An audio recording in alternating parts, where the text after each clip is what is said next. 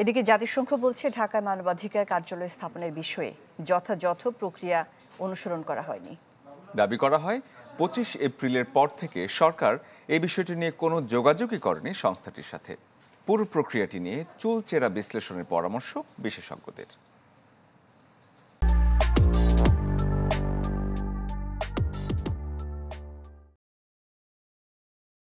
ঢাকায় জাতিসংঘের মানবাধিকার কার্যালয় নিয়ে আলোচনা শুরু গেল বছরের অক্টোবর থেকে।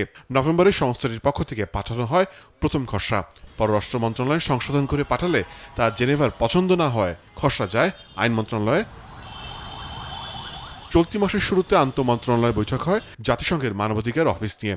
বৈঠকে একাধিক উদ্বেগ প্রকাশের পাশাপাশি বেশ কিছু পরামর্শ দেওয়া হয় বিভিন্ন মন্ত্রণালয় থেকে, যেখানে গুরুত্ব পায় জাতিসংঘ মিশনটির স্ট্যাটাস। সভায় আইন শৃঙ্খলা বাহিনীর সাথে জড়িত সংস্থা জোর দেয় জাতিসংঘের কার্যালয় স্থাপনের চাইতে জাতীয় মানবাধিকার কমিশনের সামর্থ্য বৃদ্ধির উপর।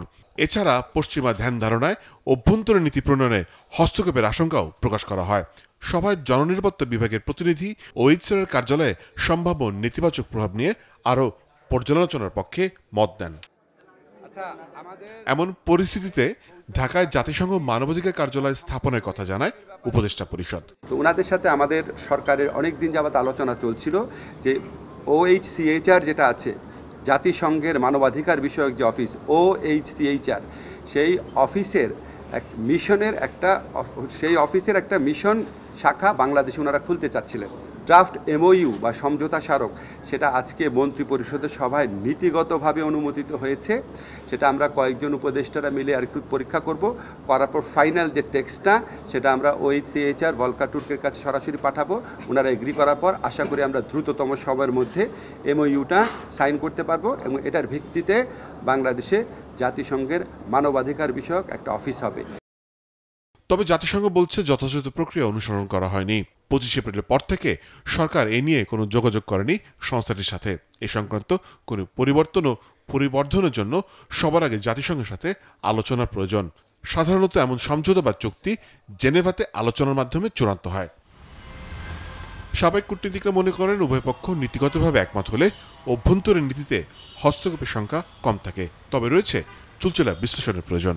এই ধরনের কান্ট্রি অফিস বিশেষ কিছু বিষয় সামনে নিয়ে আসে, এটা পরিষ্কার। তাদের কাজ করবার যে ধরন, তাতে দেখা যায় যে তারা সার্বিক পরিস্থিতিকে মনিটরিং করে।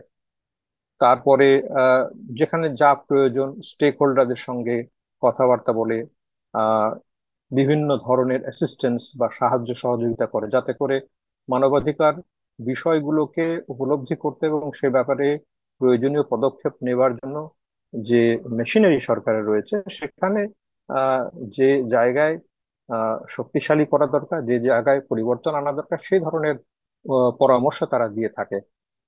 সুতরাং এইটা একটা প্রধান বিষয় যে নিশ্চয়ই যে বর্তমান অবস্থা, তাতে সরকারের এবং স্টেক হোল্ডারদের সঙ্গে আলোচনা ক্রমেই এটা আমি আশা করতে পারি যে নির্ধারণ করা হয়েছে যে আমাদের মানবাধিকার পরিস্থিতিতে আরো বেশি শক্তিশালী পদক্ষেপ নেওয়ার জন্য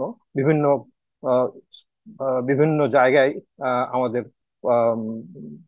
পদক্ষেপ নিতে হবে, শক্তিশালী করতে হবে প্রতিষ্ঠানগুলোকে। সেখান থেকেই এরকম একটা পদক্ষেপ নেওয়া হচ্ছে বলে আমার ধারণা। মোর্শেদ হাসিব, চ্যানেল 24, ঢাকা।